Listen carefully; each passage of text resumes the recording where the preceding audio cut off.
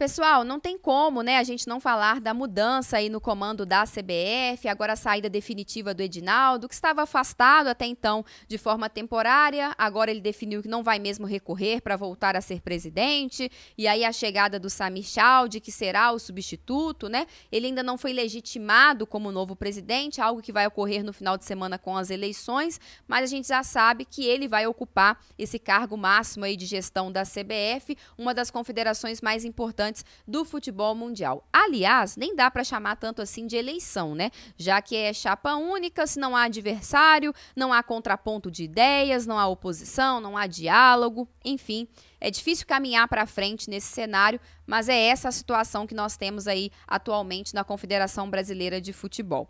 Mas o Samir, ele surgiu como um nome quase que inusitado, porque até então ninguém o conhecia, né? Era de pouca relevância no cenário da CBF, nos bastidores, e ele surgiu, apesar de desconhecido, como o substituto ideal do Edinaldo, com apoio massivo das federações estaduais.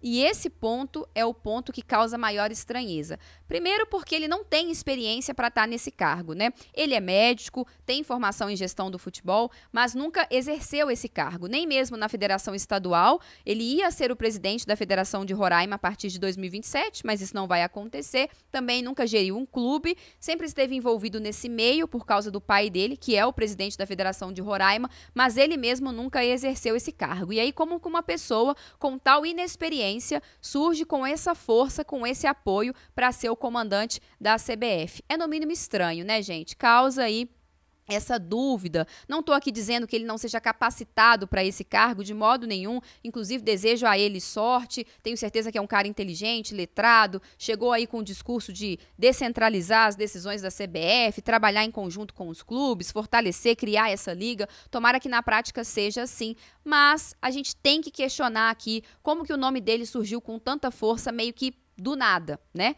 E com tanta inexperiência. E aí é a questão das federações. As decisões que norteiam o futuro da CBF, elas estão sendo tomadas por um grupo de pessoas. E isso é muito sério, né? As federações, elas se uniram e elas determinaram que assim seria. E as federações, elas têm peso 3 na votação. Então, se elas se unem, elas definem o futuro. Os clubes têm peso 2 da Série A, da Série B tem peso 1. Ou seja, eles têm pouco protagonismo. E vale lembrar que o Samir não tem o apoio da maior parte dos clubes da Série A e da Série B. Ou seja, não há coesão, não há união para a escolha de um novo presidente num momento tão importante da história da CBF, às vésperas aí de uma Copa do Mundo e com tanta urgência para resolver problemas tão graves do nosso futebol, os gramados, a arbitragem, o calendário.